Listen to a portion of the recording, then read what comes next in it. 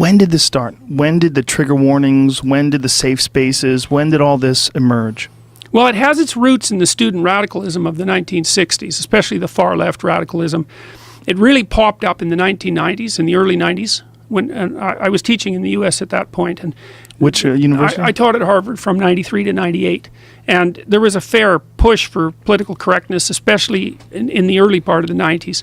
But it got pushed back down and disappeared and went underground. It went underground is more accurate. And then it's just come back with a vengeance in the last 5 years.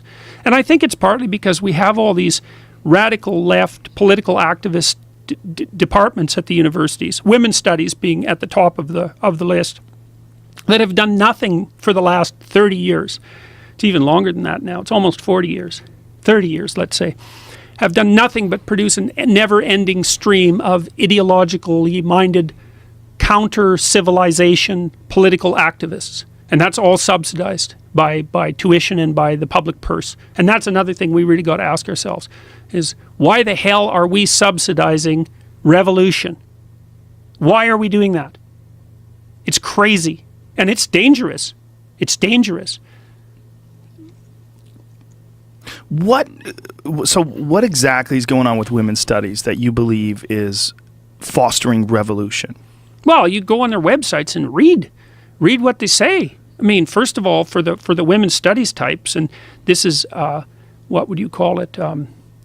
False anthropology. There's this idea that way back when there was a feminist paradise, and that would be like noble savage mode of living where everything was egalitarian and women dominated. It was a matriarchal culture. And that was put forward by a UCLA anthropologist named Gembutes. I can never pronounce her name properly, but I think I got it. And then that was overthrown by patriarchal institutions, essentially starting at about the time, say, of Judaism. And that was all overthrown, and ever since then we've lived in an oppressive patriarchy. And now that's what our culture is. It's an oppressive patriarchy. So they're pointing to one unsuccessful society that they believe existed, or did it actually exist? No, it didn't exist. There's no evidence for it whatsoever. It's complicated, but it's the telling of a kind of psychological myth as if it was history. Whoa.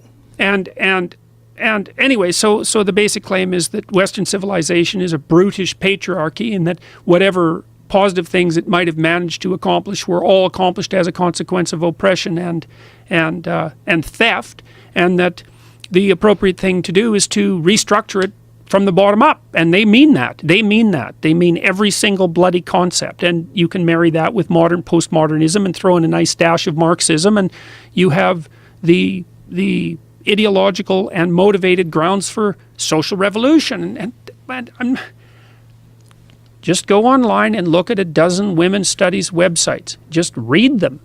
You can see what they say. They produce political activists, and their goal is to restructure the patriarchy. Well, what's the patriarchy? Well, the patriarchy is Western civilization. And what does restructure mean?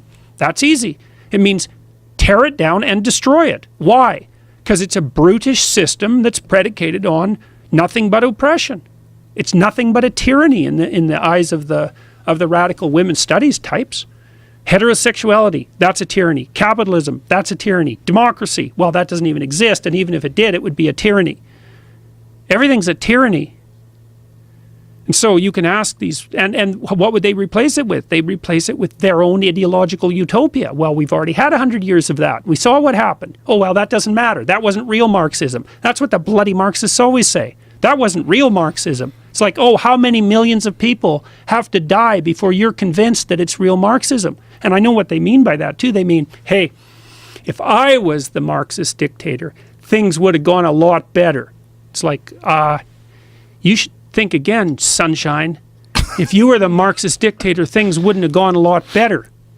So, and if you're the sort of person that thinks that if you would have been in control, things would have gone a lot better, then you're exactly the sort of person who should never be in control.